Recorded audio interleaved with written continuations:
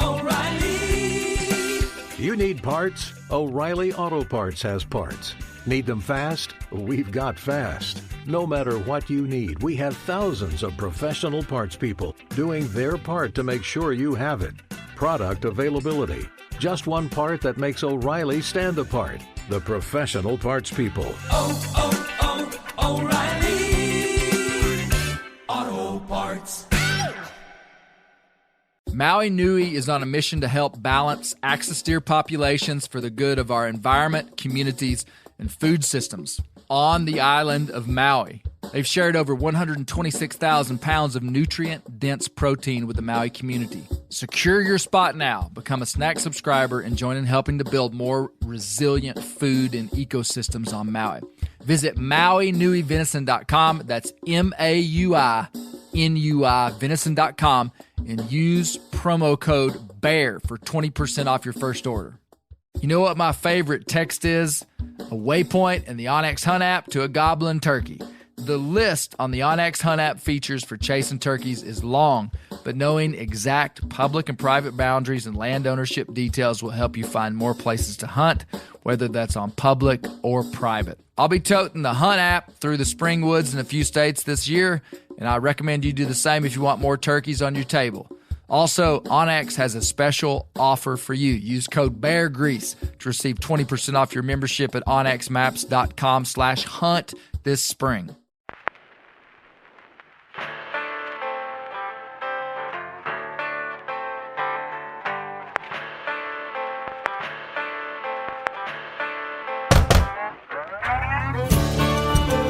My name is Clay Newcomb, and this is a production of the Bear Grease podcast called the Bear Grease Render, where we render down, dive deeper, and look behind the scenes of the actual Bear Grease podcast. Presented by FHF Gear, American-made, purpose-built hunting and fishing gear that's designed to be as rugged as the places we explore.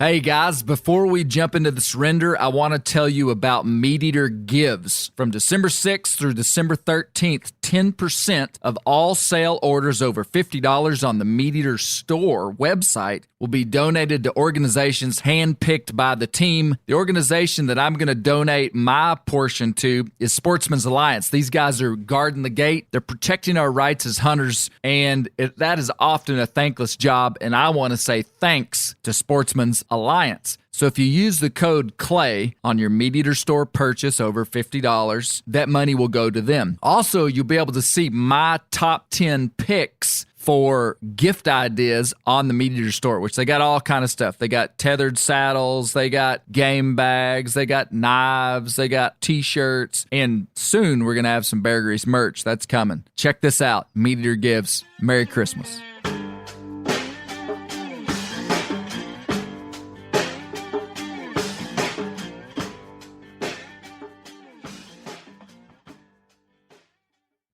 All right, I just want you guys to know that this is like a little insider info here. Because you guys are a whole new crew, you're going to be heavily scrutinized by the regular render people, okay? So every word you say is going to be evaluated. It's going to be talked about amongst the group. So who's usually on the render is my wife, Misty Newcomb. Sharp as a tack, will pin you to the wall if you get a fact wrong. Brent Reeves, witty as they come. He's loud. Daniel Roop, I mean, that guy, you don't want to mess with him. So I'm not trying to scare you. Just trying to tell you, you're going to be scrutinized because we have a new group. Welcome to the Bear Grease Render, guys. Thank you. So we have a totally new crew. This has only happened one other time. So welcome to the Bear Grease Render. Man, I can't wait to introduce all you guys. So we are in Northwest Arkansas, in the midst of the worst whitetail deer hunt that probably any of us have ever had. It's accurate. And it's been in the mid-70s every day for Arkansas, which is very hot. And we've been hunting. Tomorrow will be our 5th day of hunting. And we've killed one doe and one cottontail rabbit. We won't go into the details of who killed these animals, but maybe later we will. No, let me introduce my guest. To my left, Jared Larsen of OnX. Jared. It's an honor to be here, Clay. Welcome, man. I'm stoked to be on the Bear Grease Render, and I'm excited about talking about the Folsom site. And, as tough as the hunting has been this week, me and my cameraman Wyatt Cole were talking when we crawled out of our stand this morning. We've barely seen a deer, and this has been one of the funnest weeks in deer camp just because of the camaraderie and the entertainment value that the boys have brought to camp. Yeah. You know what? Justin and I kind of had the same conversation on the way out of the woods after basically seeing nothing today. I just said, man, it sure seems like we've had a good time. Shouldn't we be having a bad time because we have such a bad hunt? Wyatt this morning was like, dude, it's already Thursday. And I was like, whoa, yeah, you're right. Yeah. Which usually doesn't happen when you sit for 4 days in a row without seeing deer. Yeah, it's tough. So, Jared, what do you – so guys, okay, introductions go slow, okay? So we're going to take our time here. This is important. People are important, Rusty Johnson. Jared, what do you do for OnX? So I am the whitetail marketing manager, for lack of better term, at OnX. Tell us what OnX is. I mean, most people would know, but there's some that wouldn't. Yep. So OnX, I work on the OnX Hunt app team, and we build a GPS mapping app that turns your smartphone into a functional GPS, whether you have service, whether you don't have service. Our bread and butter is private land ownership data. But it's used for a plethora of different game species, from hunting elk in Washington to squirrels in West Virginia. If you like to hunt, heck, if you just like to get outside, there is going to be value for you in the OnX Hunt app. If nothing else, it keeps you from getting lost. Yeah. Hey, okay, Rusty, do you ever feel like we're getting punked by the cell phone companies and maybe even by these guys when we don't have cell service and they can still, our phones are still GPSs? I know, right? I mean, you know what I'm saying? Yeah. That's one of my favorite features is the offline. No kidding. Yeah. And we have a lot How of does areas that work, here Jared? Well, you punch in 2 lines of code to some software engineering, and it's done. And your phone's a It's GPS. that easy, yeah. Used to, GPS was like a big deal. You had to go like buy your own GPS, and anymore, not so. OnX, man. No, good to have you guys. I'm going to go out of order, and I'm going to introduce Zach Sandau. Zach, you work for OnX too. Welcome to the Bear Grease Render. Yes, thank you. I'm excited. I've been listening to these since the first one. Hey, he really does. To be on it. He pulls out. Man, okay, if you listen to the Bear Grease podcast, Clay Newcomb knows it real quick.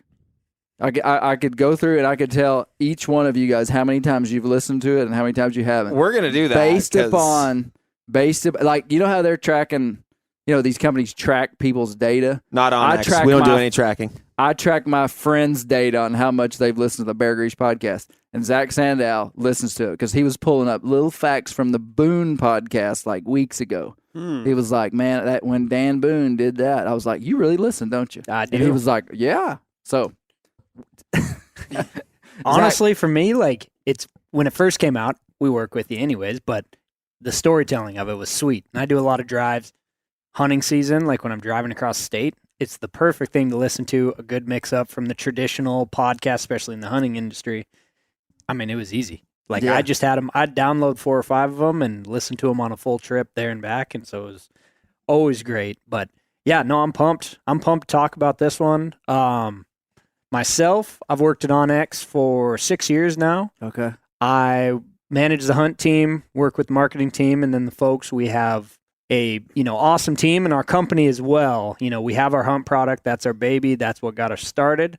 But now we have an off-road product, and then we also have backcountry products. So we've grown quite a bit since Jared and I first started. There was 32 people when I started, and what was it, like 50? 60. 60 when Jared started, and we're much, much bigger than that now. Yeah. 4.5 and 6 years later. So it's been really cool. And now to watch. you're originally from Montana. Yep. I was born and raised in Missoula, Montana. So where our home office is. Yeah, that's cool. Yeah. And now, Jared, you're from Wisconsin. Yes. Yeah. Whitetails, Whitetails. So to your left, Jared, is my buddy, Justin Michaud. Justin, welcome to the Bear Grease Render, man. Thank you, buddy. I feel like I've been on this just by hanging in the tree with you. Yeah. We've had a podcast going for 5 days already. I talked 4 or 5. Justin's ear off when we hunt together. Just nonstop chatterbox. I learn a lot from you.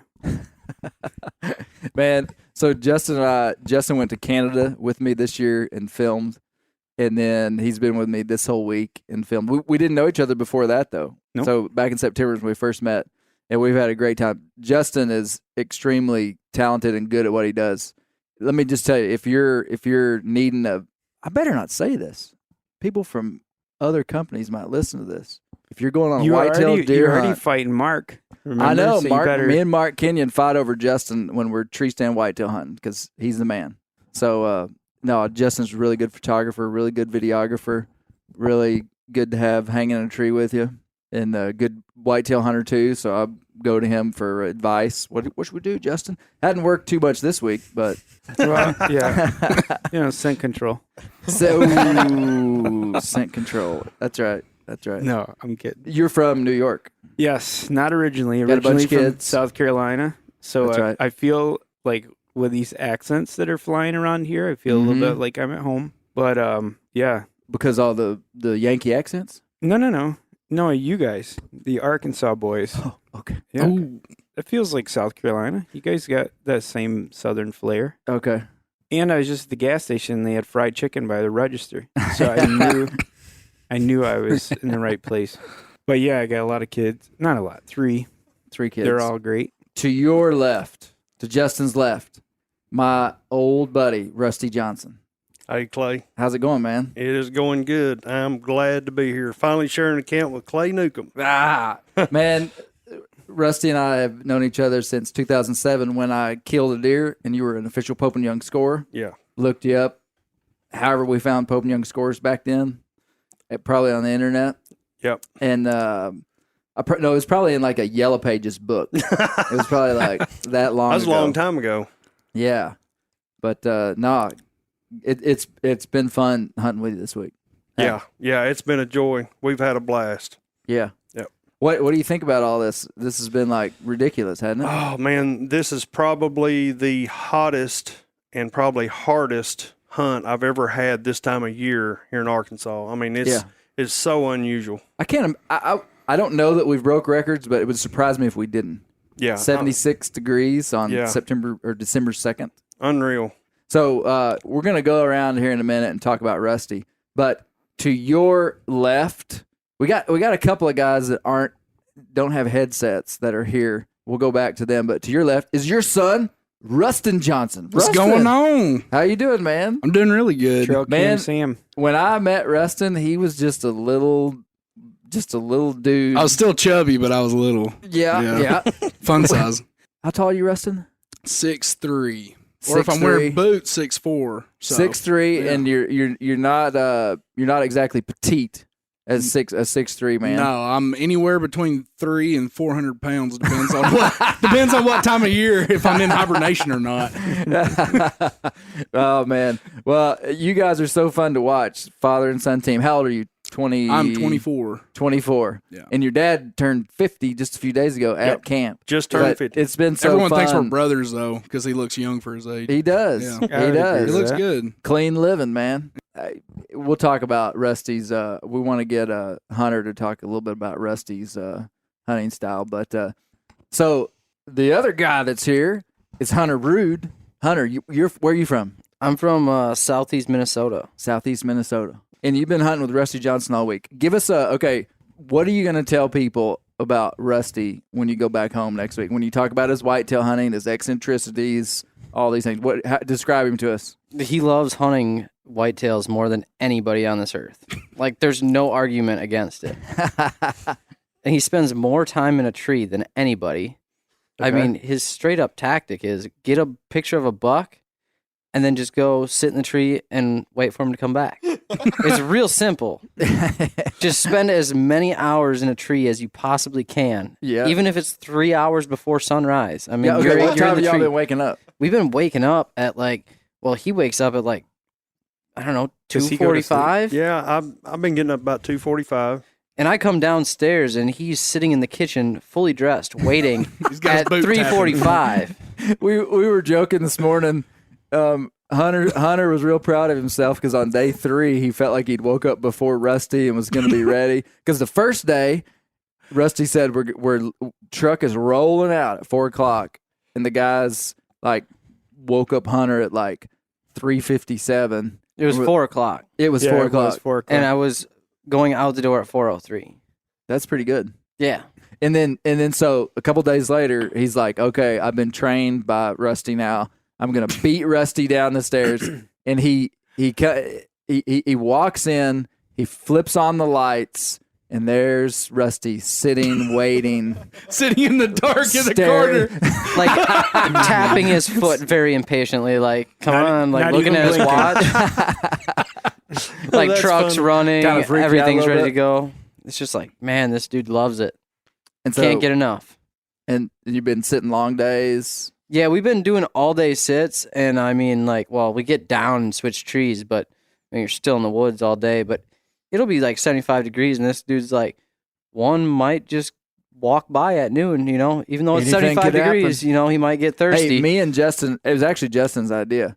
So today, we have this group text thread going, you know, and turns out I'm kind of in the lead on like the point system we have going here. Yeah. I wasn't going to mention who killed the deer and the rabbit. Yeah. But Justin, so we decided we were going to get down at like 10:00 this morning.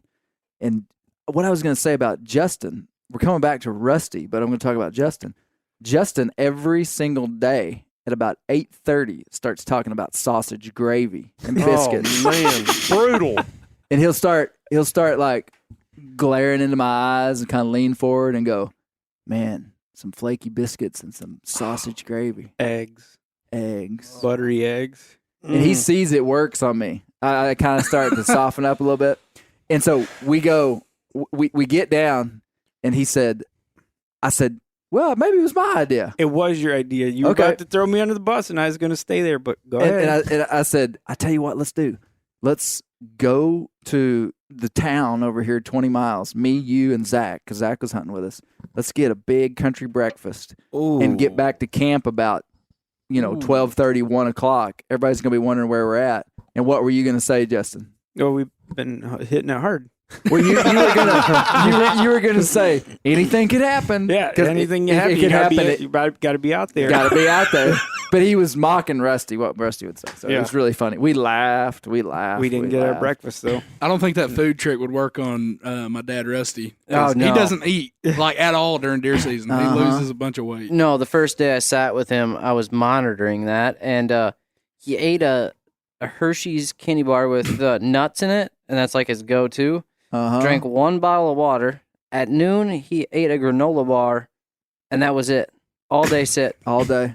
Meanwhile, I'm on like Your fifth honey 3,000 bun. calories. Yeah. You're the king of the Snack man. snacks. Okay, and there was also a rumor going around the camp the first day that like in an all-day sit, like sitting across from you, eye to eye, you're filming him. He said like 10 words. Y'all kind of warmed up later in the week. Yeah, we did. Like day 3, we talked about beaver trapping. We got really close after that, but that was like 2 minutes max. I mean, we're in there to kill a deer, you know. Yeah. I mean, you can't kill a deer if you're talking. Well, that's not necessarily true. That's strange that It's strange that the kind of the team Nukem Mashu is winning. But I mean, that's we've all. been passing bucks the last couple days. Okay. Do you pass them if they're at 130 yards? Or? I'm not sure that's an archery pass. How if about it's the other 2 that 130 were yards. at about 10? Okay, You know, good, great point. You were Great saying point. Brown, it's down. I mean, Rusty has high standards. Okay, We're working now on one. what I did learn about Rusty on this trip, you get like anxiety before a hunt, like excitement, anxiety. Absolutely. Talk to us about that. Can I help you with that? Well, when I wake up, I mean, I'm so worked, I don't get much sleep, when I'm hunting like this. And Right. when I wake up in the morning, I have this gag. I mean, I just start gagging because I've got so much excitement and I'm so ready to go. I mean, it's the anxiety. I mean, I'm so excited How about often would you say you feel that much excitement / anxiety about a whitetail hunt? it. Every day that I go. Are you being time. serious? Every This is after- single I can day. validate it. I hear the puking every time. See, I'm still like asleep, but he wakes me up about to leave, and he's puking or gagging. This is after 4 days of seeing This nothing. isn't normal, Rusty. I've done this for years. He gets wound up. Really? I mean, I love it so much that it just gets to me. I don't know what it is. Jared, what do you think about this? It blows my mind. Like, I mean, I love whitetail hunting, but Rusty getting up like a full solid 2 hours before everybody else in camp. I mean, the fact that he sits in the dark drinking coffee, waiting for his cameraman. No, he don't drink coffee. Like he is beyond next level, and I will echo Hunter's sentiment that throw some names out there that might like whitetail deer hunting as much as Rusty Johnson, and let's put them into camp together. Let's see. My money's on Rusty. Same. Like, whatever it is. You Snapchatted me earlier this week, and you had the little temperature gauge on. It was 67, and it was like 1:25 p.m. You had the timestamp on there, and you said, we're sitting in a food plot waiting for one. And I just was dying because the rest of us were sitting in camp eating sandwiches. And Except for Clay and Justin, they were shock pouching one out. Yeah, that could be true. But Rusty was sitting on a food plot in 70 Justin? degrees. Yeah, that'll get you. December 1st, waiting on a big one. We seen a big one, big spike. Minnesota 11 point as you've Northern Minnesota 11. Oh, okay. Yeah. Hey, we would have had a big one down, but I was in school for most of the time. This is the first day I've got to hunt. Yeah. Yeah. So I've been hitting the books. Yeah. Rustin is in law school. Yeah. Shock of the camp. I mean, I've known this for years, but you look like a lawyer. I'm in my last year of law school. Yeah, That's pretty I good. feel like I've been in school forever, but it's going. That's awesome, man. Yeah. That is Almost to the finish line. Good to know a guy like that, just in case you get in trouble, you know? Get in a little trouble. Yeah. Never know. Hey, the guy that I haven't introduced yet is Dalton.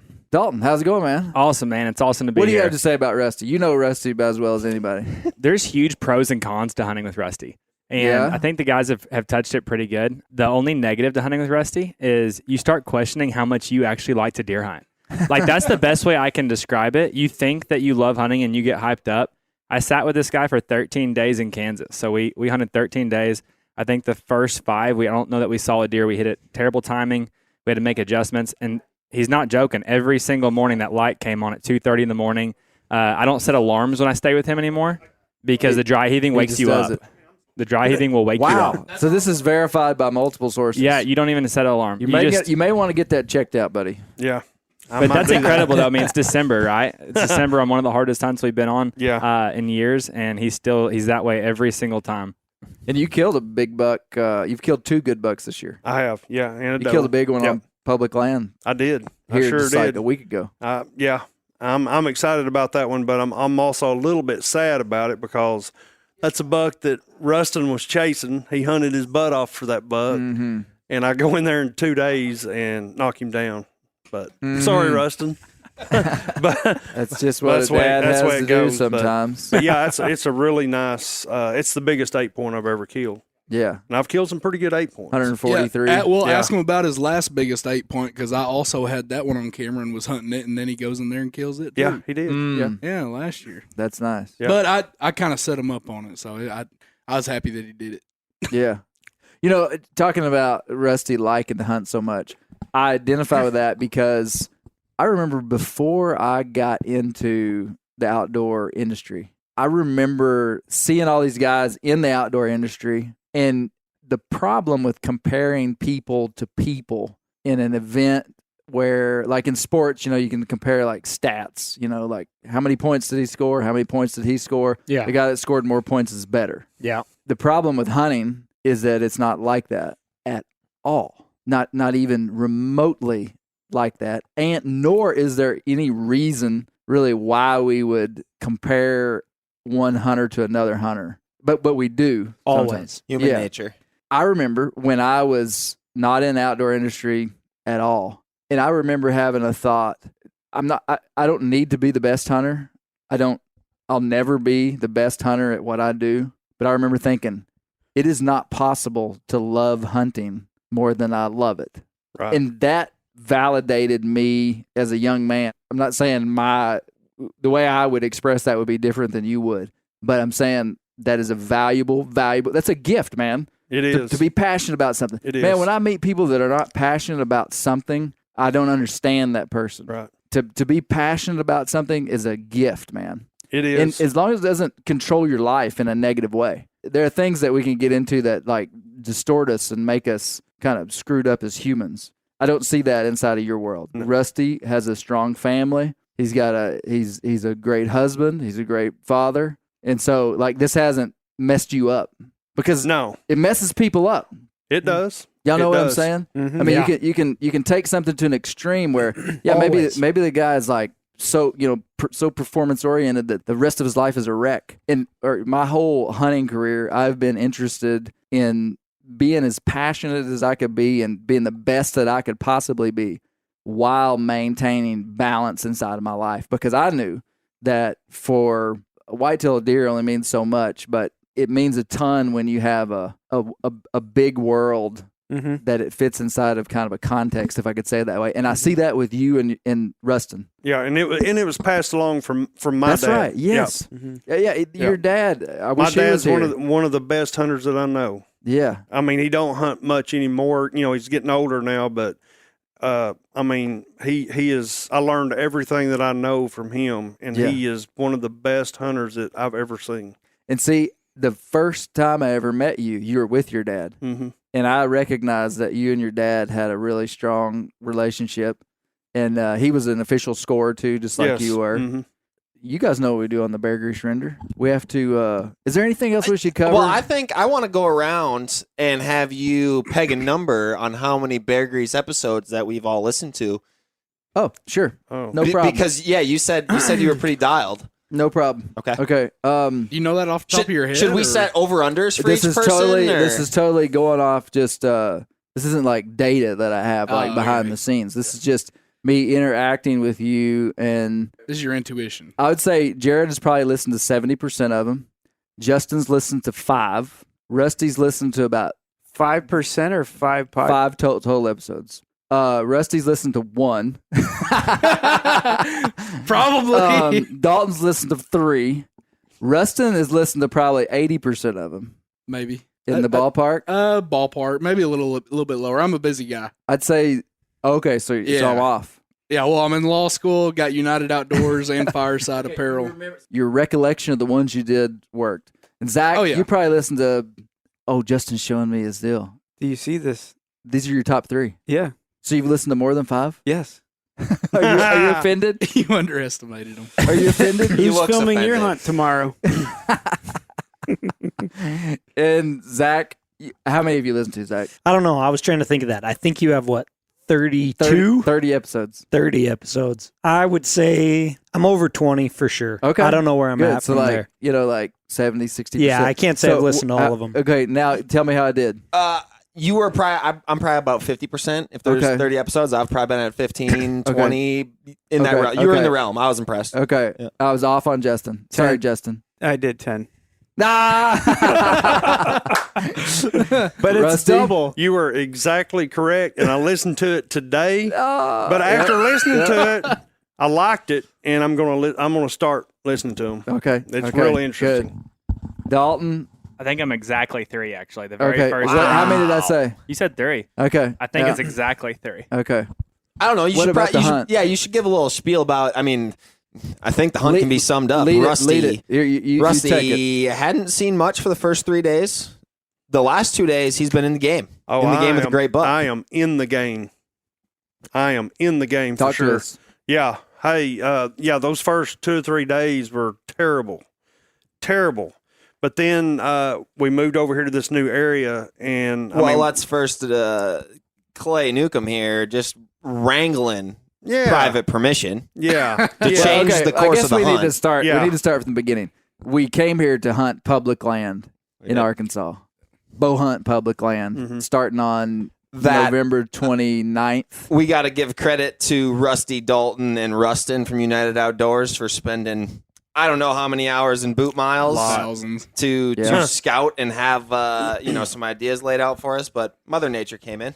This same week last year, it was on fire.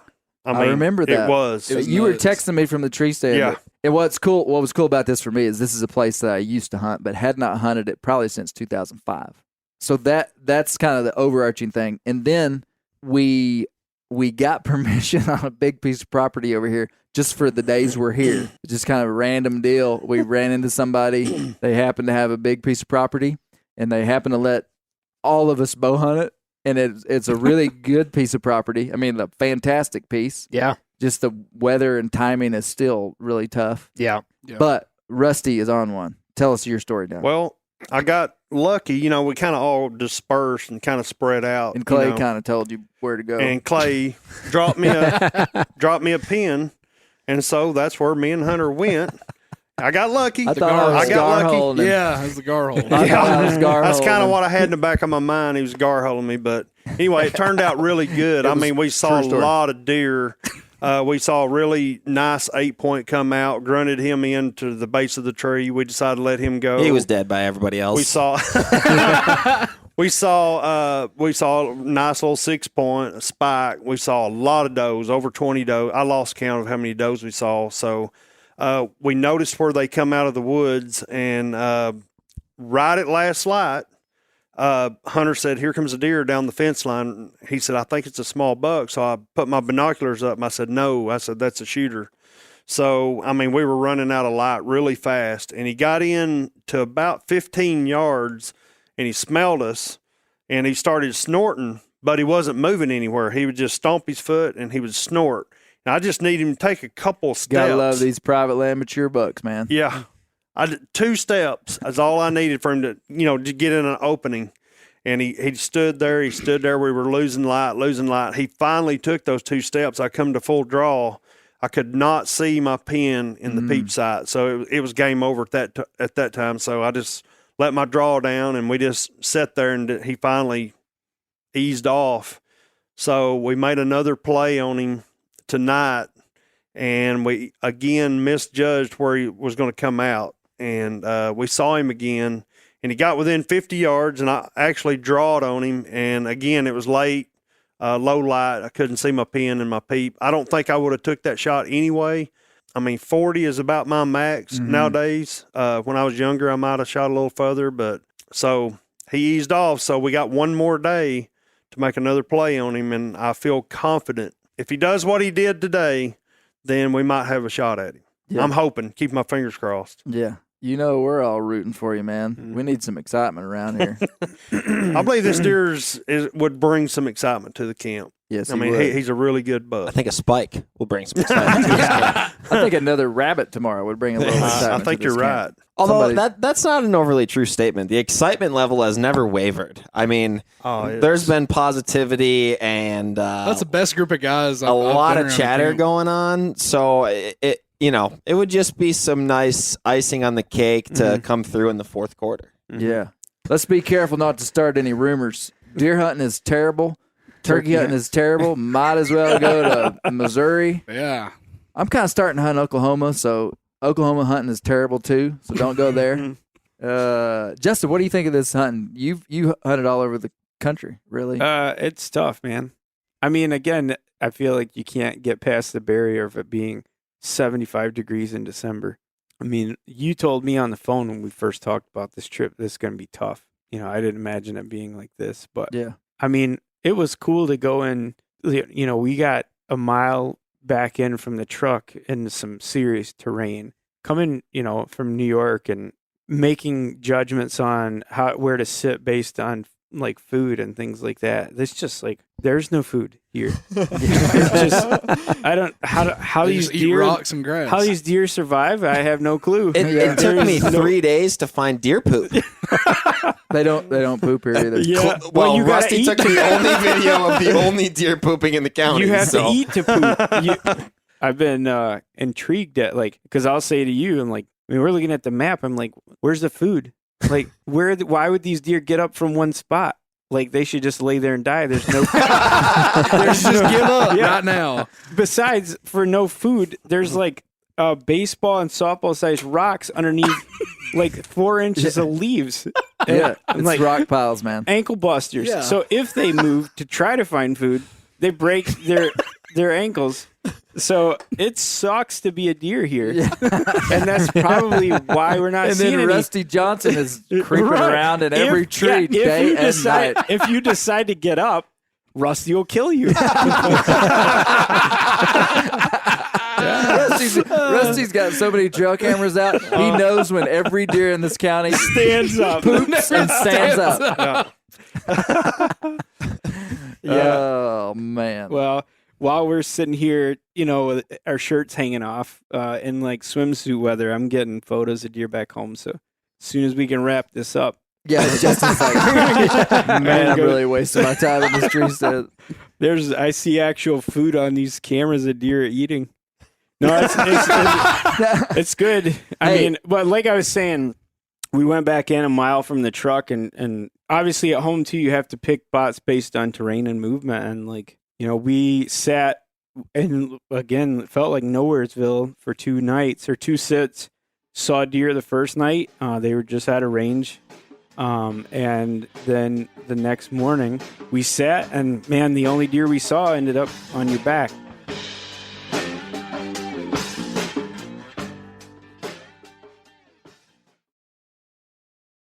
O'Reilly Auto Parts are in the business of keeping your car on the road. O'Reilly Auto Parts offer friendly, helpful service and the parts knowledge you need for all your maintenance and repairs. I don't know if you stopped in at an O'Reilly lately, but I use one because we have one right not too far from my house. People there are super helpful. I don't care if I'm getting boat batteries, car parts, whatever. Love those guys. They got thousands of parts and accessories in stock, either in-store or online, so you don't have to worry if you're in a jam. The team at O'Reilly Auto Parts can test your battery for free, in or out of your car. If it needs to be replaced, they'll help you find just the right battery for your vehicle. If you need your windshield wipers replaced, a brake light fixed, quick service, they'll help you find the right part or point you to the nearest local repair shop for help. Whether you are a car aficionado or an auto novice, you will find the employees at O'Reilly Auto Parts to be knowledgeable, helpful, and best of all, friendly. The professional parts people at O'Reilly Auto Parts are your one-stop shop for all things do-it-yourself auto. You can find what you need in-store or online. Stop by O'Reilly Auto Parts today or visit us at O'ReillyAuto.com/meateater. That's O'ReillyAuto.com/meateater. We've all seen plenty of gadgets and fads come and go, but here's one product that stood the test of time: Seafoam motor treatment. Lots of hunters and anglers know that Seafoam helps engines run better and last longer. It's really simple. When you pour it in your gas tank, Seafoam cleans harmful fuel deposits that cause engine problems. I'm talking common stuff like hard starts, rough engine performance, or lost fuel economy. Seafoam is an easy way to prevent or overcome these problems. Just pour a can in your gas tank and let it clean your fuel system. You probably know someone who's used a can of Seafoam to get their truck or boat going again. People everywhere rely on Seafoam to keep their trucks, boats, and small engines running the way they should the entire season. Help your engine run better and last longer. Pick up a can of Seafoam today at your local auto parts store or visit seafoamworks.com to learn more. Whitetail Institute launched the food plot revolution in 1988 with a concentration on research and real-world testing of forage products specifically for whitetail deer. Whitetail Institute's research and development team of agronomy experts provide effective, personalized service. I've been using Imperial whitetail clover for a long time in a food plot back behind my house. In 2007, I killed the biggest buck of my life over an Imperial whitetail clover small quarter-acre food plot. Imperial whitetail clover is the only clover scientifically developed through years of selective breeding. Clover Extreme genetic stability provides extreme cold tolerance, disease, and drought tolerance. It really does. Clover is coated with Whitetail Institute's Rain Bond, a polymer coating added for enhanced seedling survivability. They have an exclusive offer for Bear Grease listeners, 15% off Imperial Clover when you use the code BEAR at whitetailinstitute.com. That's whitetailinstitute.com and use code BEAR for 15% off. I want to talk about that. Rusty, I don't know if I told you the whole situation with that doe. Man, let me say as well, I was absolutely thrilled to go back in where we did and kill that deer. I hunted back in there when I was in college. I think about that spot to this day. a fall doesn't go by where I don't think about that spot back there where I took Justin. Really? Yeah, because it was when I cut my teeth bow hunting over here. I mean, I left Gary Newcomb's Camp Newcomb, and was flushed out on my own, And I found that spot on a topo map before OnX when we actually went to the store and bought a big 3x3 topo map. But I hadn't been back there. I just moved. I just have done other stuff, Yeah, right. And so to go back in there and even just to kill a doe, thrilled. I'm serious. That's the highlight of my season. I've killed 3 pretty good bucks. I told Justin this. There's one of my arrows is still in a tree over there somewhere because I missed a deer up there at like 40 yards, and my arrow stuck in a tree, and I just left it there for the anthropologist in 10,000 years. Huh. When I was in school years ago. What a segue. Yeah. And, yeah, that's going to be our segue. But I want to talk about this doe real quick. This doe came in. We were up just under 30 feet. 103 feet. We were real high. Yeah. Because that's the way you beat a deer's nose, boys. You get up real high. Hang out with the birds. This doe passed all the way around us and actually dropped down into the kind of head of this hollow. And I was hanging as absolutely far to the left as you could in a tree saddle. Trusting it. I've got my feet just like on the side of my platform, and I'm just like hanging off. And this deer steps out to 30 yards, and I knew it because I'd ranged openings, and I just knew it was about 30 yards. The deer, it's thick. I drew before she came into the opening. I mean, it was just perfect. And she got into the opening, grunted at her. There was one vine about half the size of your pinky that was running up about 3 feet in front of her, right over the vitals, and I chose to send it.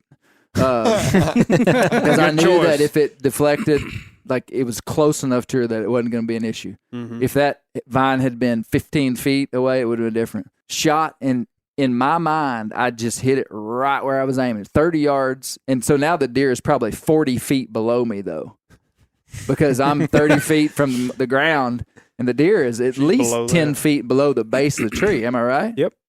So it's way down there. Shoot. In my mind, I just see it just go right where I wanted.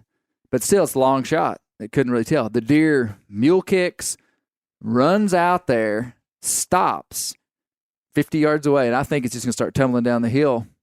It stops, it turns, and it starts walking. And I go, oh, man. And it gets down, it just walks out of sight, and then we hear a deer start blowing. And I know the deer that I've shot isn't blowing, but in your mind, you're thinking, it's not deer good. I just shot, blow it. And Justin, I even said, did I miss that deer?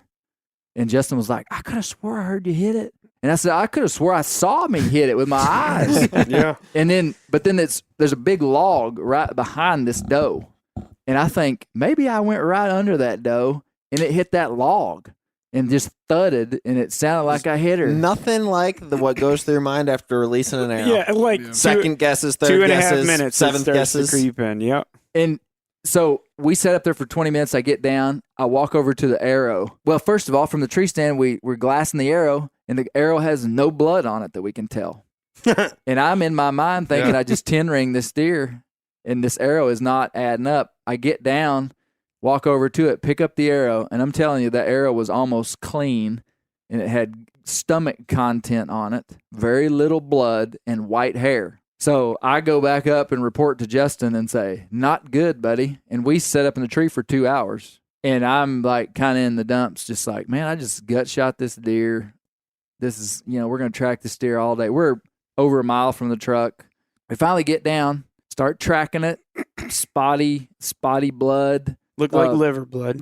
Dark liver blood, not very much liver blood. Stomach content and little specks of blood. Trail it to the log where we saw it, turns downhill. We get about 10 yards from where I saw it, and there's a deer laying there dead.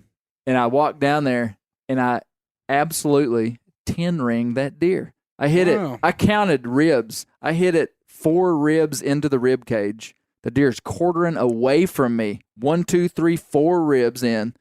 Entry hole. The arrow exited about 3 inches behind the front shoulder in the lower 1/3 of the cavity. Entered right here, came out right here. Necropsy showed liver and double lung. Wow. Crazy. And she walked away. And that arrow was covered in it was an expandable head, and it clipped. Oh, Clay. She was blowing. Don't tell me that. She was blowing like stomach contents out of her hole. But it was the entry hole had stomach content. Anyway, it was just wild. I mean, everything about every single factor of that would have told me gut shot, but my eyes told me it was a 10 ring. Anyway, it's a good shot. That was a good shot. So it worked. Well, and it's a dang good thing that Clay did 10 ring that thing, because I was in charge of the food plan. And I just planned in a night of venison because all I heard was about this on fire week in December. Yeah. And boy, we just about went hungry one night. Yeah. By on fire, we were talking about the temperatures, not the Live and learn with you Southern boys. Yeah. Okay, well, back to my my arrow that is lodged in an oak tree back on that ridge on public land that anthropologists will dig up. The point of the Bear Goose Render is we need to talk about this, the Folsom Part 2 podcast. Killing bison with stone points. Jared, what did you think? What stood out to you? Well, all right, so the one thing that stood out to me is the number that I think I heard was 32 bison were found. And bison antiquus? Bison antiquus. And, it sounded like they harvested these bison with some type of atlatl or spear throwing. We're not sure. We don't know. What really stands out to me is I've butchered some elk. I've butchered some deer. I cannot imagine the amount of time and effort it took to butcher 32 1,000-pound animals with stones. Those people had to be there for days cutting up bison meat. Like they maybe just lived there for a month. They may have set up camp. Yeah. And, like, that part to me was just like, man, I cannot imagine that workload. Yeah. That's a good point. And what we don't know is how many people there were there. Well, and there was some speculation. I think it was you and Steve going back and forth that these people, it was not a populous area as far as human beings anywhere on this continent at that point in time, to the point that you guys were saying that it likely wouldn't have been uncommon for you not to see anyone that you weren't related to for your entire lifetime. Yeah. And so, I mean, in my mind, it was like, okay, what, like 15 people, 20 people killed 32 bison? Whew. Yeah. I would, if I was up there with an atlatl, I'd have been like, all right, guys, we gotta let a few of these things run away. Like, I ain't butchering for 6 months. Well, hey, that's a good. How many got away though? That's you the tell thing. me. Yeah, that's one thing that I was wondering. How many was the herd actually? I mean, how many was actually in the herd? Yeah. And I can't remember in there. Did he explain why there were no bulls? I mean, it was just that's a good point. It was a cow-calf herd, so there just weren't, that time of the year breeding was done, and bison segregate like that, and there'll be bachelor groups. Just like whitetails, Rusty. Bachelor groups, hanging out, doe groups. So it was just in a the cow-calf fall. herd. It was in the fall. Mm-hmm. So I've got a question. So you say it's a cow-calf herd. Is there any knowledge or speculation around whether they valued the horns or antlers off of maybe the males, and they might have taken it with them? Well, there were not males killed at the Folsom site in that pile because they accounted for The other bones that the skulls of the females and calves. pelvis. And So it wasn't like there were unaccounted for, and they were able to tell that it was all females. And so, and they left all the skulls. And because they said that there's no value to them, right? So That's they right. wouldn't carry them because they're too heavy. Yeah. Yeah. got the select cuts and then got out of there. Yeah. Yeah. It would be interesting to know how many got away, because undoubtedly you would think some would have gotten away. For sure. Yeah. What's crazy is, like, I mean, you shot that doe. She ran 50, 60 yards. Like, how are they doing this that they're just piled up right there? That's the mystery, man. It would be hard to move a big animal. Yeah, I mean, but bison like, are if huge. you Bulls hit are those, huge. you would think that they would run, like, And and they all died Right. in a spot about as big as this living room. Wow. They all figured they died right there because, I mean, weren't they found in a creek bed? Well, but also, like, the topography that they talked about plays into that. Yeah. Being at a box canyon up at yeah, the top. yeah. But I think it is interesting with that. for one, there's a couple things going. I'll take a step back in a second, but how they knew it was in the fall, I think that was pretty cool. Yeah. It's so straightforward, but Yeah. when he said it, it's like, wow. To look at that 10, when and I asked him, I thought, why didn't I think of that? Yeah. I should have known Yeah. that. But it was real interesting. But with the Box Canyon, I thought it was interesting because immediately I thought, like, yeah, they're going to disperse. It's crazy to think they drug them all to one area to take care of them. We Yeah. knew that they took select cuts. So if you're going to do that, you could just do them where the animals are, get what you need and go. So you'd think it'd be more dispersed. So I think the topography definitely plays into that, especially when you get into the tactics from Steve to, who was it, Dr. Meltzer was the Dr. other one. Meltzer. I think they both could be valid. Well, but, now Kyle Bell is Yeah, the there's a one. third Kyle one. Bell. Kyle Bell, yeah. So Meltzer and Steve, had the same idea that they were herded in there and all Well, killed. wasn't at the head. Meltzer's that they were coming in there on their own free will for that salt that lick? was No, Kyle that Bell. was- that was Kyle the Bell. cowboy Yeah. Kyle Bell. That was Kyle Bell, which, Yeah. without knowing the area, it's tough to say. I think both could happen. So Yeah. Steve thought that they were herded in and they Yeah. got stuck at the top of this box canyon, no place to escape. Kyle Bell thought they were going there freely. Bison are going to do what they want, and they were going in there for some sort of mineral. And then, knowing that they're going to go in there, it's a perfect ambush opportunity. Hey, this wasn't on the podcast, but this is what the Bear Grease Render is all about.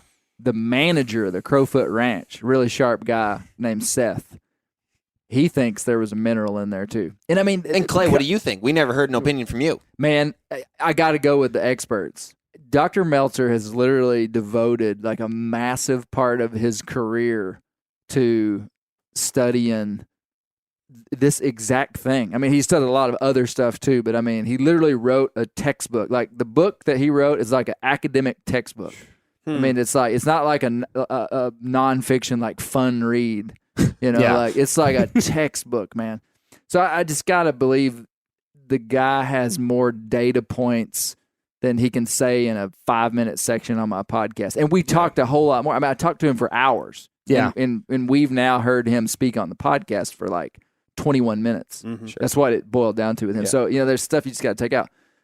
That being said, these other guys this Seth, this ranch manager, he's running cattle all day. He's on that land all day. He knows that farm. He knows that place. Watch us how similar ungulates He react. doesn't think you could push him in there. And then Kyle, he's got a convincing little soundbite there. Yeah. He's like, I've been on 200 bison kills. Yeah. I've Hard to argue messed that. with bison. But Steve's point, I think, is pretty a counter to that, which is so strong, which was these bison literally may have never seen a bipedal human before. Sure. That's right. They could have walked up to these things and like scratched them behind the ears before they killed them. I mean, I'm exaggerating. Yeah. But these aren't domesticated bison like we would have today. For sure. So potentially the behavior of these animals, and undoubtedly humans have, we know it from whitetail hunting. I mean, it's so clear. Human predation changes animal behavior. Absolutely. So potentially they could have been herded. Yeah. And I think they probably were herded in there. Do we know what the major predation source was at that time?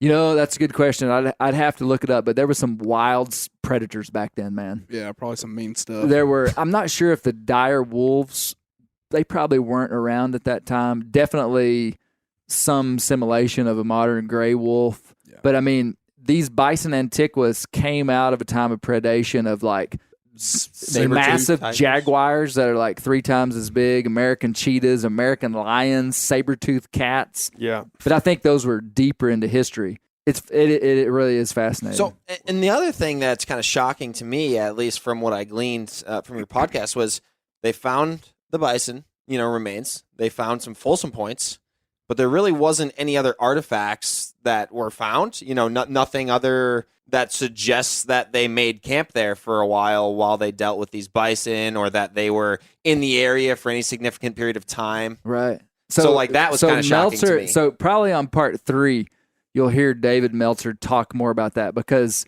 part 3, I asked him, I said, who were these people? Like, what do we know about these people? I mean, these were humans. They were like us. They had emotions. They had feelings. They were just like us, but they used flint rocks to clack together to make fire, and they made stone points out of chert that they found. They're a little grittier than us. So I asked him, who are these people? And that's when he began to talk about how we do not know where they camped. And that's his biggest frustration, he told me, is he said, we were there. We know so much about this site. He said, we cannot for the life of us find where they camped because they had to have camped close. And there could have been remnants of a camp there, but over that long, what's going to be left is the stone and not the baskets or the other things they might have had. And I said this to Dr. Meltzer, and I'm not sure if it was an offensive question to ask an archaeologist, but I was like, I'm standing at the Folsom site. And you would have walked past it, and it looked like every other place. You wouldn't have thought something special happened here. Yeah. Looked like every other place. And by now, the second excavation by Meltzer was done, and it was over 20 years ago. So it just looked like a drainage, Yeah. And I'm standing there, and I ask the guys I'm with, I'm like, how do we know there's not something incredible 12 feet under the ground right there? Yeah. Nobody ever dug there. We don't. They literally dug up a spot about from this living room wall to probably the kitchen door over there, which is about 30 feet. I'm telling you, that whole box canyon hasn't been excavated. Way. No. What? I could, my measurements might be wrong, but I'm telling you could have shot a recurve bow any side of that to the other one and could have. I would have thought something this important, they would have went way beyond the bounds. A backhoe would have been in there. Well, no, you got to be careful because every time you excavate, you destroy. That's okay. And this is when you learn about archaeology, which I'm doing now. You realize how it's like surgery. Yeah. I mean, it's like saying there's something wrong with this guy. Why don't you just go in and fix it? Well, it's not like. I mean, these guys are like taking months and months to excavate like a small area. I mean, they're like removing. I mean, so it's. I'd have been an excavator like back in George's time. Yeah. Shave off the bison skull to fit it in the box. Yeah, exactly. You got to catalog all kind of data points too before you can even remove the item. Right. I mean, you said that the paleontologist got there first and was concerned with the bones and everything. That's right. But then later the archaeologist came and they said that a lot of what the original excavation did, like, took no regard to humans. That's right. Yeah. Yeah, they were worried about the bones. Yeah. And so they weren't that concerned about anything else. And at the time they excavated it, we didn't have the technology that we do now with radiocarbon dating. And I couldn't get into all the detail of what Meltzer studied. I mean, it was like wildly deep stuff about the sedimentation, the sediment layers.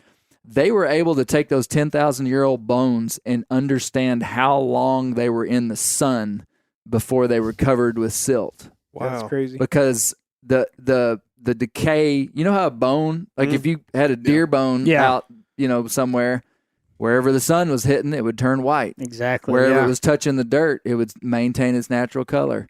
And they felt like pretty quickly, like within a couple of years, that thing was silted over. And that's the reason it was preserved for 10,000 years. And then it was only uncovered once in recent times, like within the past 100. What was it, 70 years before Meltzer did? Was the first time? Or that was the excavation. Yeah, Now they removed everything they didn't leave anything in the ground. Yeah. On purpose. George McJunkin found a small section of bones. Yeah. Imagine a 32 bison killed right here, and there's a drainage right here. The flood pushed the cut bank of that drainage, imagine 3 or 4 feet this way. Yeah. Exposed these bones enough for George to be like, those are cool. Somebody needs to come down here and check this out. Yeah. And then he dies. Nobody comes. Finally, they come. And then this guy named Carl Schwaheim, who was a friend of George's, the museum hired him. He wasn't even an archaeologist. He was just a dude. And, all about who you know. Yeah. And they hired him to get them a bison antiquus skull, because by that time they'd been like, hey, that's bison antiquus. That's pretty cool. We need one of those. They hire Carl. Carl goes in there, starts digging. Carl finds a Folsom Point, which at the time wasn't a Folsom Point. He just finds a stone point. It's like, dudes, I found a sweet stone point. Yeah. It's pretty cool. In Meltzer's book, he has Carl Schwaheim's handwritten notes, because Oh, Carl was that's instructed cool. somehow to write notes of what he found every day. This is late 1800s. No, this would have been 1926 and 27, okay. something like that. And Carl was a pretty good artist, and he drew in his notes a picture of the Folsom Point that he found, and it looks Wow. just like it. That's And cool. So how big are these? They're not real big, man. The big ones are like 3 inches long, probably that long. Is the Inch and a half stone that wide. they're made out of, is that native to exactly right there, or did it come from See, somewhere they he's made listened somewhere to one else? Bear Grease podcast, and he didn't even listen to that one that good.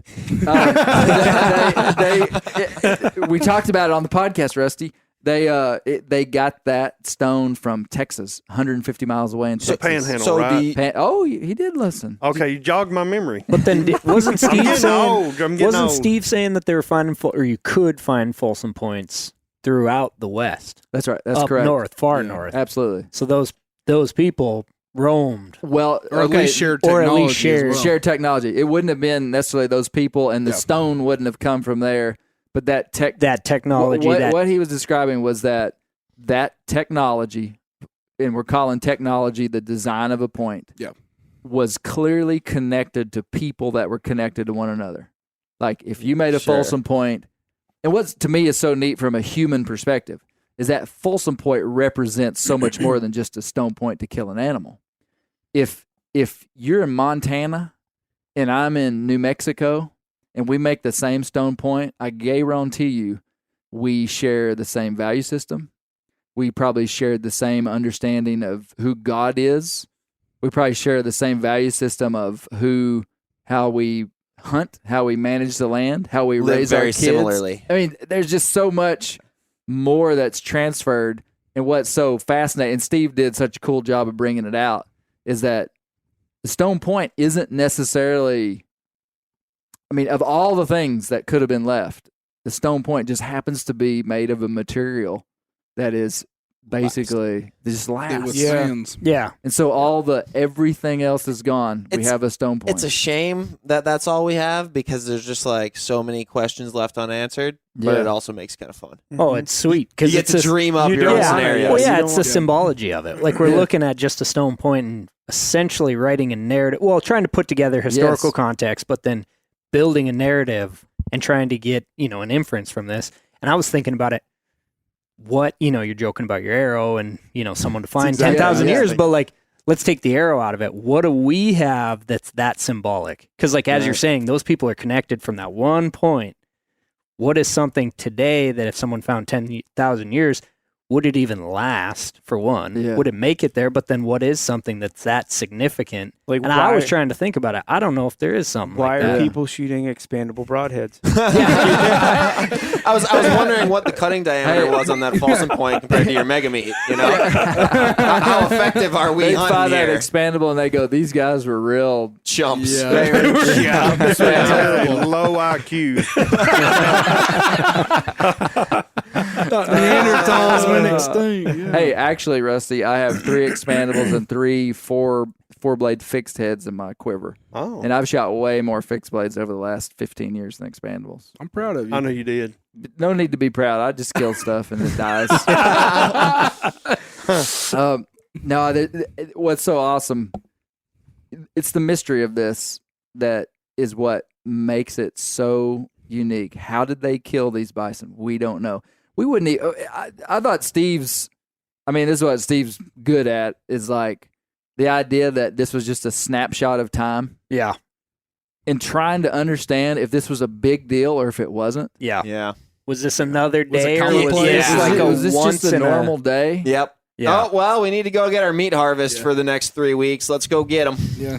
Or were they talking about it for years? Or did they talk No. about it for the rest of their This lives? is the pictograph on every wall in New Mexico is this bison hunt.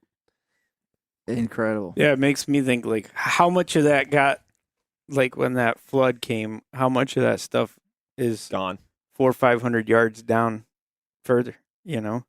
So many of those, bones. That and- brings up a good question of mine that I had, or my major question to the pivotal point is there's so many different weather events and different climate changes in the past 10,000 years. I'm wondering if some kind of weather event maybe artificially moved them together, the site, or maybe the erosion and then the covering, the erosion, how many cycles of that occurred over 10,000 years and how that may have affected the site. There's just a lot of questions that I have that I don't know if we'll ever know. Well, see, we do. We do. Like with the certainty that, with the highest level of scientific certainty, what they did when they went back 70 years later at Folsom. Yeah. If you read that textbook that Dr. Meltzer I'm gonna wrote, have to Between now. your law books. Yeah, Yeah. between all the law books. no, that's exactly what they went back to understand was Yeah. they call it the paleogeography, which is what was the geography of the land, paleotopography, which is the geology of the land throughout the time period, because the geology's changed, but also I think he called it the stratigraphy of the land, which is the stratification of it. They're able to basically tell by the deposition and the layers that this was not moved here by erosion, number one.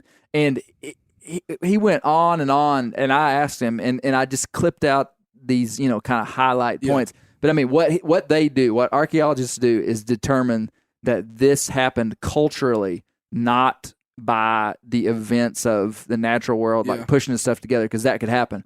Like, for example, you could have a bison kill down 3 or 4 feet below the surface and have gophers digging holes and burrows down there and knocking a stone point from the surface down there and falling. Then you find a bison kill with a stone point there, and you go, holy cow, they're the same. Man, these boys make a living making sure that is not the case. Yeah. And there's a phrase they use called in situ, which means in place. I don't know. It's probably French for in place. Why we're using French words, I don't know. But basically, when they found that point, that Folsom point, in between 2 ribs, it wasn't stuck in a rib. But I thought it there was on stuck. purpose. Half the time I researched this, I thought they were saying it was stuck in a rib. And it was not. It was laid in between 2 ribs. And there's an iconic photo, and I'll put it on my Instagram, of 2 ribs. And you know how we've all probably found arrowheads in the ground Yeah. when you just see half of it sticking up, and you're like, that's in situ. Yeah. And I say it every time. yeah, and this was that. And then they found there was so many data points. I think they can understand the flaking on a point to understand how old it is. So like these bones are radiocarbon date 10,000 years. These flakes, the stone points come back as being verified of being that old. So it's like everything there. The sediment was that. It's like no question. So it's pretty settled. It's 100% settled. See, what I feel for Dr. Meltzer, though, is the various degrees of quality control throughout this whole thing. Mm-hmm. Like, yes, he has the historical context and he can put this together, but he talked about, like, the archaeologist from the paleontologist, but then even the way they mapped it. Yeah. It would be nice if he could just go and do it, like, and get the full picture. Because, like, how tough is that knowing someone? And I was thinking about that, like, people are trying to shoot holes saying that people haven't been around for 10,000 years. And it's like, you could look and be like, that's not a credible source. He could have dropped that there, planted it, lied, whatever. Yeah. Man, it would be tough to try to figure this out knowing that folks who don't know as much as you do now, because we've progressed and we have better technology, kind of just went through and dug up some bones. Yeah. And you got to take that into account when you're trying to draw a conclusion from all this. Like, It's like going to a crime scene that another detective has already ransacked. Yes. And trying to figure out 70 years later. Well, and just to clarify the whole conversation, Meltzer, it was long time ago established that this site was legitimate in 1928. Yeah. When those guys were like, the leading archaeologists in North America came and said, this is legit. There's no way to argue this. This is real. Humans killed Bison antiquus. Before the second antiquus, excavation? Absolutely. Okay. So that was never in question when Meltzer went back. Oh. Meltzer went back to discover a whole lot of other questions that they had. Okay. So that was never in question. But, and there's a bunch of Meltzer's textbook is about all the drama with that. Yeah. And it was really informative because you see, it's good. Like archaeology is highly scrutinized. Like you don't just roll up and find a point and be like, yeah, we've been here for 300,000 years, and then everybody believes it. Yeah. Like highly scrutinized. But what was interesting to me is that it was clear that it was highly influenced by human ego. I mean, he wrote about it. He was like, this guy didn't like this guy, and he was trying to discredit it for no good reason. And so there's that going on. Yeah. Like these leading archaeologists, like trying to discredit someone because they didn't find it. Yeah. So there was some of that going on. But this was so clear cut that like everybody. Huh. The leading archaeologist at the time, I can't remember his last name. Maybe it was Brown. Within a week of him being at Folsom, he went out and he actually took one of the big full points. And he was a big enough wig that he was able to just say, I'm taking that with me. Oh. And he took it to all his lectures, and he said, man has been in North America for 10,000 years. Don't lose that one. And when he said that, it was like no one was going to argue with this guy. But it was groundbreaking. Yeah. Shattered. And what I'm going to talk about in podcast number 3 is it shattered people's idea of life on planet Earth. Yeah. I mean, like, we thought humans had been in North America for 3,000 years, and all of a sudden we've been here for 10,000. It kind of, like, destabilized people. So when you showed up to this site, some places that you show up with historical significance or what have you, you just, like, there's an aura about it. You, like, get chills. It's kind of just like an experience to be there. Yeah. Was Folsom that way for you? It was really neat being there. I can't say that... it was kind of an academic experience in some ways, just going there and seeing it and trying to understand what happened, and then being there with the experts and stuff. But I'd be lying if I said it was Sure. totally like that for me. Yep. Now, when I come back and I really study it and kind of put it together afterwards, it is 100%. I wouldn't say that when I was there it was like that. Well, but when I asked him about that the other day, we were driving in the truck. He was like, it looked like that. He pointed out the window. He said it could be. It doesn't look the same. It's not the way it was. And that's true. It doesn't. It does not look like a box canyon anymore. Oh, really? Yeah. It looks like a drainage. And by Gotcha. drainage I mean like probably like 10 foot down. If you were standing in the bottom of it, the stream bed would be like 4 or 5 feet wide, and there'd Gotcha. be banks going up this way and this way. And it just kind of goes up just a little bit and then flattens out. But I imagine like these plateau walls and no. Huh. Yeah, I imagine it was a indescript place. Interesting. Wow. But the box canyon, and I don't fully understand how they understood what it looked like back then. But they did. And you'd walk right past it. Eric Siegfried was drawing topo maps like 100 years before he came out with the OnX Hunt app. He just didn't know about it. So say that again. That joke went right over my head. The OnX founder, I was just joking that he had that box canyon mapped out. So that's how they knew. That was a nerdy OnX joke. Got it. Super nerdy OnX joke. There you go. It also makes you wonder what's hiding under completely ordinary places just all around us. Totally.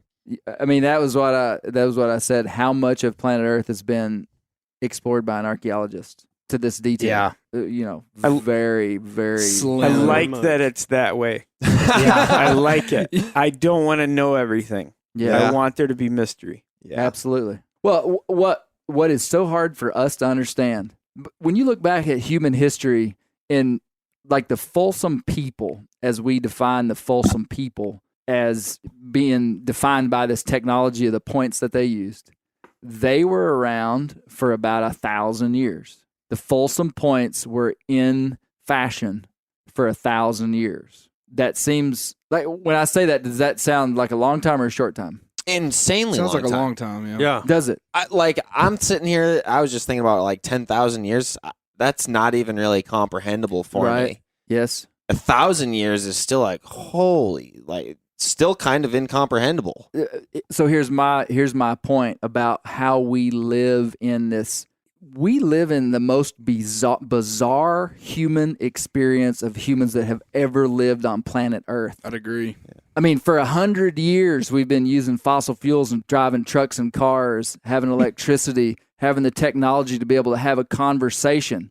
This would have been supernatural stuff to a Folsom hunter if we could say, there will be people that will listen to this conversation in the future. They would be like, what kind of witch doctor are you, man? Yeah. I mean, we live in such a bizarre human experience that we think that we're normal and that we think that this is normal. This is not normal to humans, at least if we look back at human history. And we're so stinking arrogant thinking, and I'm talking like as mankind, to think that we know everything, that everything is tame and that everything is discovered and that everything is understood. Yeah.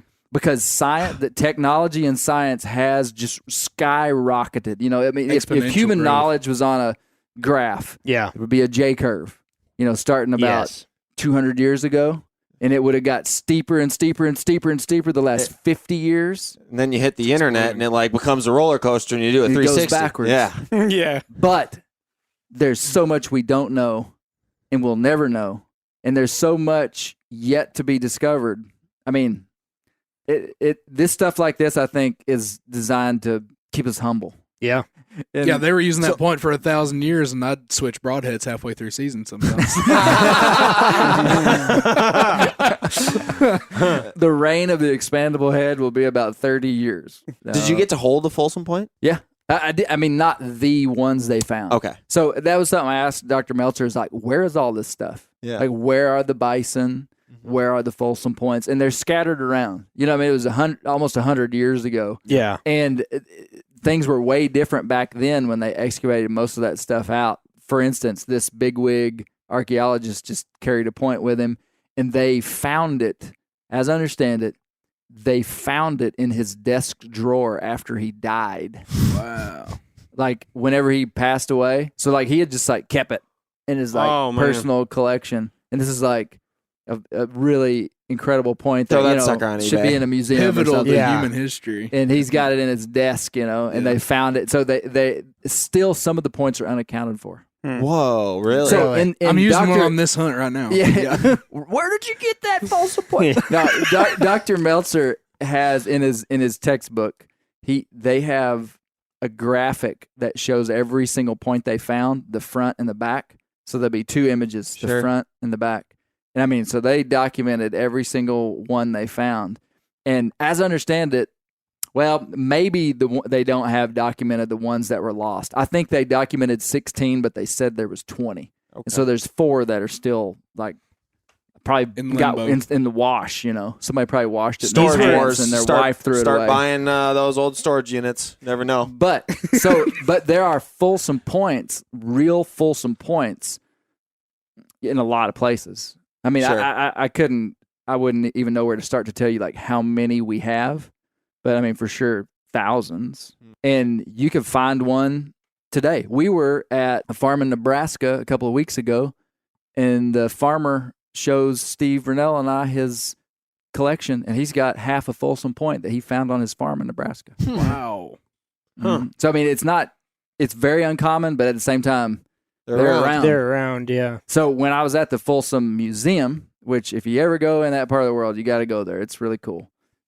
It's just like this old time. It's not like, you know, it's the kind of museum you can go in and pick stuff up. Oh, whoa. You know, yeah. Whoa.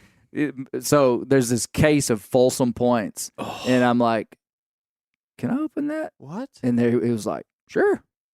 And I'm gonna post a video at some point of me holding a Folsom point, and so they're around. My kind of museum. Yeah, they're around. But we will nerd out on the technology of the Folsom point on the 4th episode. You guys do some kinetic energy testing and stuff? Oh man, I talked to as my understanding goes, the nation's leading expert on atlatls. He did his PhD on atlatls, and he went into detail on why they use why that technology, the Folsom point, was so good.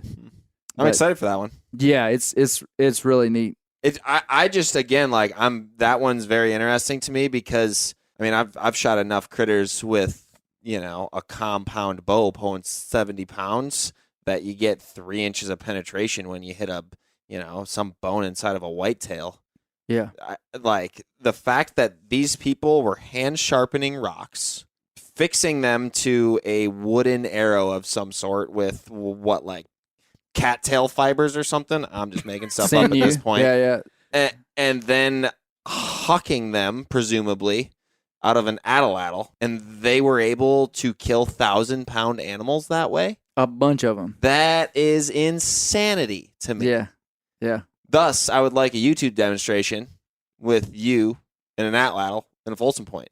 That's a good idea. There's quite a bit more to come. We're only halfway through the series, so there's 2 more full podcasts. And I'm excited. the things that the guys bring up next time, I think are just as intriguing as this first one. Huh. What's interesting too is that this isn't the only one we have. I mean, there's other really unique sites.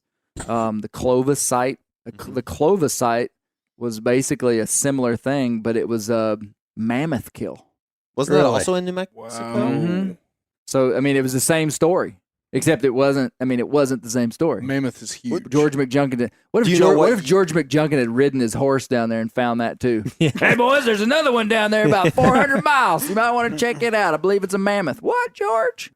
Well, it's been super fun sharing camp with all you guys. Yeah. It really has. Absolutely. Man, for having such a crummy week of deer hunting, we really have had a great time. It's been a blast. I hope some of the group text comes out on the Meteor episode because the people deserve to see it. Well, hey, I hope Rusty wins this contest with a big. If you kill a big buck tomorrow, that beats a doe and a rabbit. Do y'all guys agree? I think you'll agree. I think he would just take the slight edge. What you don't know is that me and Justin Michaud think that buck might end up on our side of the road tomorrow. Hey, wouldn't that be something? It could. There's a big old rub right behind our tree stand, and I can see. I'm sure he's working that entire I area. really think it was him. I mean, how many bucks are going to be rubbing on trees that big? That's probably him. It really is probably him. Now, whether he's there in the evening, I don't know. And I hope he comes to you because I don't want to kill him. Yeah, you do. Well, I guarantee you would love to kill this buck. No, well, it's been really fun sharing a camp with Jared and Zach. You know, I've known you guys, but this is the first time we really spent much time together, so it's been a pleasure. Yeah. Yes, it has. I've been looking forward to this hunt all year, and even though it's been tough hunting, yeah, as I said, it's going to be a highlight of my fall. Good, no doubt about it. Good, Rustin. Keep studying, man. Oh, yeah, I got finals next week. Ooh, that's awesome. You're here. Nitty gritty. What's the game plan for the morning? Yeah. Give us the 60-second spiel on how you're going to kill this buck in the bottom of the night. One day. Okay. So buckle up. Rusty's going to get sick and throw up. I've made the decision. I'm going to hunt where we hunted this evening in the morning. Against your advice. Mm-hmm. We're going to slip in there. We'll probably stay in there a couple hours. Hunter, you're getting up early. And be up at 1:00. Yeah. And then we'll come back here, and we're really going to think it over really hard. And then we're going to go back right in the middle of the day, and we're going to look at this spot really hard. And I'm going to pick me a tree, and I'm going to kill that buck. All right. Sounds like a plan. It's pretty simple. It's just that simple. It's that simple. Just taking us to class. Good. So I've been full draw on him twice. If I come to full draw the third time. Great idea. Fantastic idea. What's that? A decoy lowered out of your stand right at dark. You wouldn't want to put a decoy out there throughout the whole day because it would mess up all the does. Yeah. So you need all the does to come by you. You've got a decoy in the stand. You assemble it in the stand, put an eye hook right through its back, and then about 30 minutes before dark, you lower it to the ground right underneath your tree.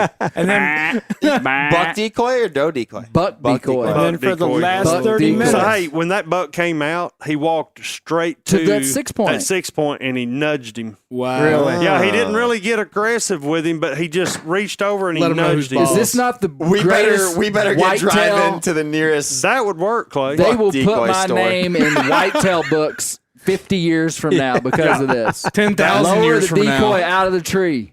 That will work. Yeah. And they'll find my point up on that Rusty mountain. doesn't need to sleep And they'll tonight be like, anyway. man, this guy, he must have, wow. He was beyond his time. Driving to the closest 24-hour Bass Pro, and you better go get you a decoy. The one thing that they'll find 10,000 years from now that will survive is that buck with the J hook in the back. The eye hook. They're going to make all kind of cultural assumptions. Like, man, these dudes were crazy. Now, the ones that I'm going to make, the Nukem lowerable decoys, they're going to have a stone point that you run your rope through that's stuck in the dude's back. That'll last. Oh, That'll last. wow. There you go. You better make the Notch in the the history bones. You better fabricate some good stuff to stick that. Yeah, just to mess with the anthropologist. That Nukem point in. Thanks a ton, guys. It's pleasure. It's been Thank fun. you. It's been a pleasure.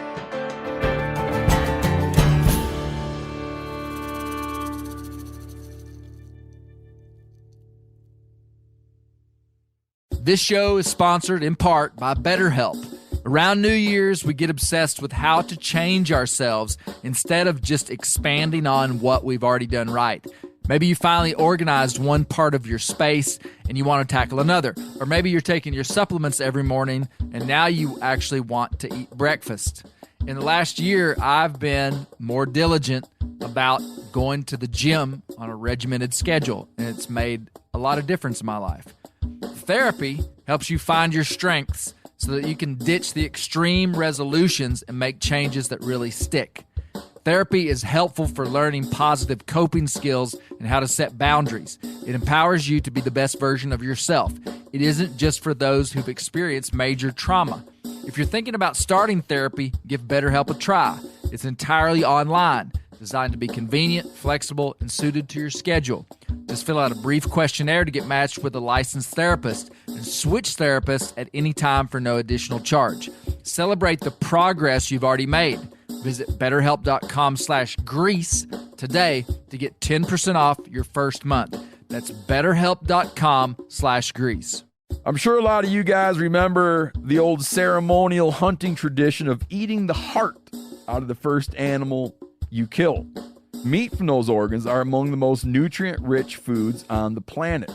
You can get those same benefits your ancestors craved via convenient daily capsules from Heart and Soil. Find out more at heartandsoil.co. And remember, use code MeatEater for 10% off your purchase.